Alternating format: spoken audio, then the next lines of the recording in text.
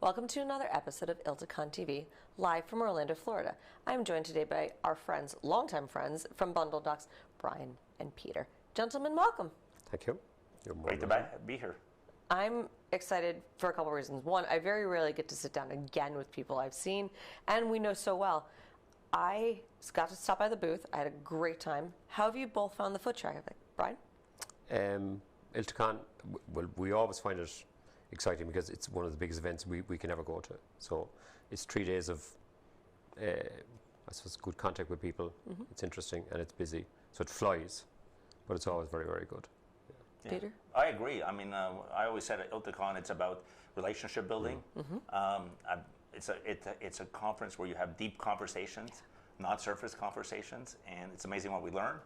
And always takeaways from here, either relationships, leads, or just awareness of where the legal industry tech stands, and and our role in it. So sure. It's the show for us.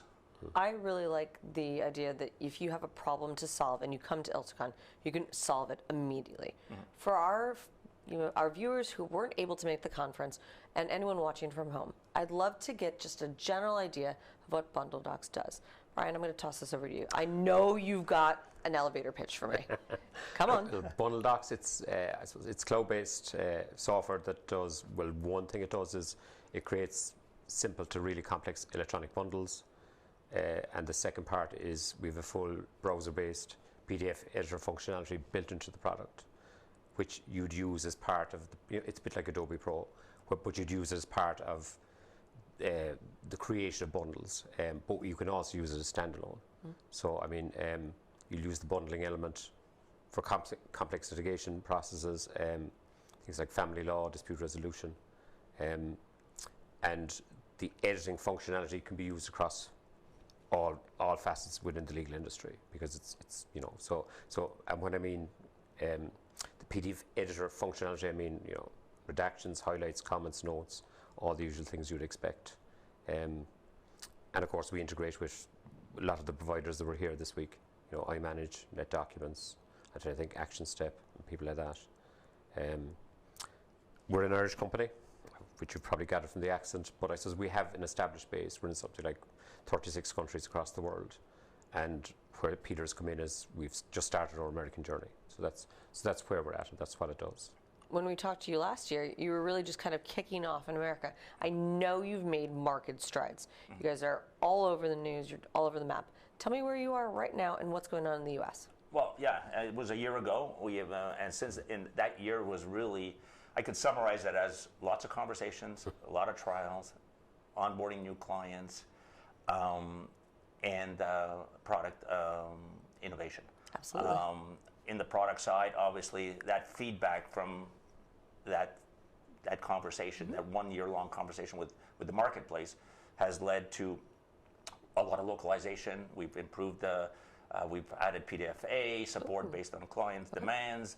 We've done deeper integrations with both iManage and NetDocuments. We've mm-hmm. changed the process flow there in terms of initiating our bundling process in the DM, which is where our clients were telling us has to be visible there. Okay. If you need adoption. Adoption is always a challenge for firms, so you want to be where the action is.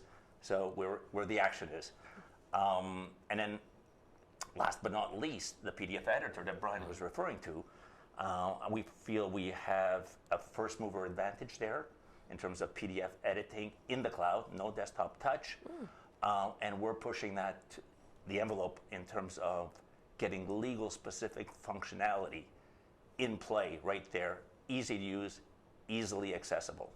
So that's an area where we've seen demand over this year and via those conversations. Next, we also obviously brought in support into North America. So we have a support structure in play now in North America. The addition of North American support has now provided 24/7 support globally because of Brian's presence in the rest of the world. We have support coverage in our app via live chat 24/7. Wow. So you're doing a bundling, binding or PDF service at night, someone's there to help you. That's awesome. And last but not least, the market reach. We felt that we want to connect with, develop a partner strategy. We created a partner channel. We focused on any business partner or organization that was in the document lifecycle space, predominantly document management, and how they're helping their clients in their client's journey to the cloud. And when in that journey there's a PDF component, we're that PDF component going to the cloud. So that was the last part of it. So in summary, that's a lot. I'm going to be really hesitant in a couple of seconds to ask, and a little early in this conversation, but now that we're here, I want to know very badly where you're going next now, since it seems if this was just a year ago that we talked to you, where else could you possibly go? And let's go with 6 months to a year so we don't go too far out. Well, it's just, as CEO of any company, you want to continue expanding, which is what we want to do. Of course. And particularly the Americas. So we're primarily focused on the Americas for obvious reasons. It's the biggest market out there. And the way we're doing it is through our reseller channels, the likes of Affinities and 3545s and people like that, getting close to them.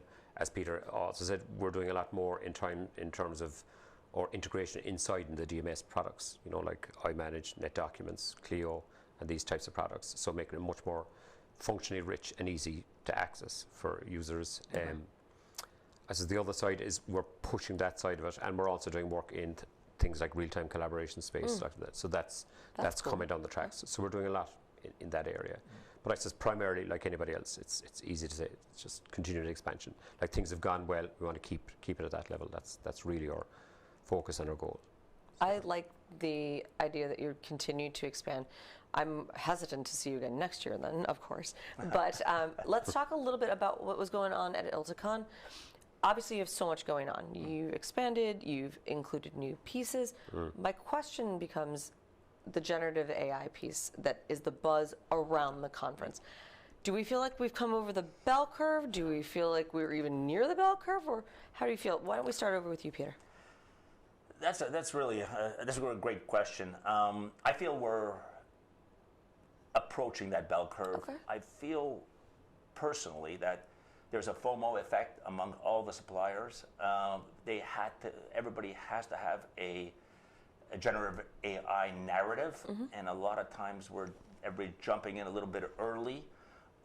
And I think what I've heard on the floor is from the firms, live, real, applicable use cases that really resonate. And I think maybe, that FOMO effect has brought everybody in too quickly without those practical examples. Obviously, we have a strategy in play, Absolutely. But we're not going to reveal it until we have something concrete in the product that really demonstrates its application in Bundeldocs. Yes. So that's my opinion. No. That's what I've heard also on the floor. Yeah. And that's it. Well, you guys have been very, I wouldn't say cautious with their kind of growth, but you guys have been very pragmatic. You haven't brought anything to market that we are not 100% sure has applicable use for your clients. Because, Brian, last time we talked, you were very specifically targeting organizations and products that you knew had a need. I don't know that at the moment there's a need to kind of rush. It's a need to think, test. In terms of AI, do you mean? Yes. Yeah. I think, I suppose, a bit like Peter, my feeling on AI is we haven't started yet. That's the reality of it. And that's fine. On the floor, a lot of the people that are speaking about AI, Yeah. it's not truly AI. It looks to me like something like a workflow, which is not true AI. It does, to a large extent, look like workflow. They're trying to solve either a small componentry problem or a process problem with AI, which is workflow. Which is workflow. But I think it's easier to say AI because it looks better. But maybe I'm being sarcastic about it. Now we're looking at AI, but until we have something that's really magical to a certain extent. Sure. Yeah, and connects to our value proposition. Of course. So we're not going to change our product strategy because we feel we have a lot of value to offer right Existing, now in terms of the PDF and bundling, move them into the cloud. You know, I think we use the intelligence side of it. I'm not sure about the artificial bit yet.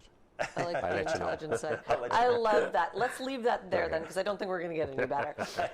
Brian and Peter, it was lovely to see you both again. Pleasure. I as look always. forward to seeing you next time. Great. Yeah, thank Thanks you. for having us again. Always. Okay.